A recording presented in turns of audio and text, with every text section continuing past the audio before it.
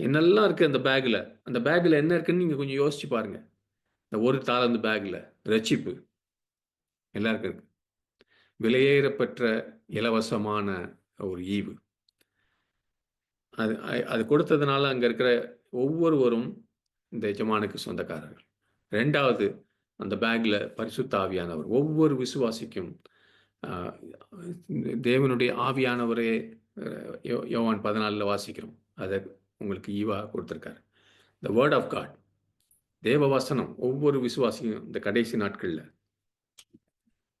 நீங்க ஈரான்ல, சவுதி அரேபியால எந்த எந்த நாட்டுல இருந்தாலும் கூட உங்க உங்க பாஷையில இதுல இருக்குது.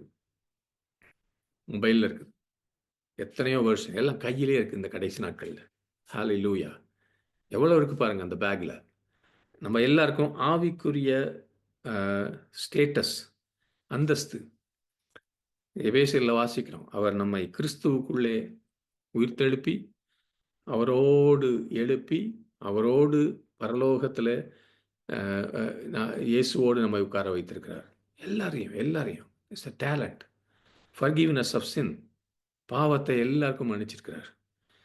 தேவன் தேவனை நம்ம அணுகும்படியாக ஜபிக்கும் போதெல்லாம் தேவனை அணுகலாம். அதுவும் அந்த டாலண்ட் பேக்ல இருக்குது. சந்தோஷம், உலகம் தர முடியாத சமாதானம், நித்திய ஜீவன், இப்படி நான் போயிட்டே இருக்கலாம். தேவன் எல்லாவற்றையும் ரோமர் 8:28 சொல்றபடி அவருடைய ராஜயோகத்தின்படி சகலத்தையும் நன்மைக்காக நடத்துறது. இப்படி பல பல வாக்கு தத்தங்கள், பல காரியம். நான் சொன்ன இந்த ஆவிக்குரிய ஆசீர்வாதங்கள் ஒரு சின்ன லிஸ்ட் தான். ஆக்சுவலா அந்த பேக்ல என்ன இருக்குன்னு நீங்க எழுதுனீங்கன்னா எவ்வளவு சந்தோஷமா இருக்கும். ஒருத்தர் சொல்ல மாட்டீங்க எனக்கு ஒண்ணும் இல்லைன்னு சொல்லி.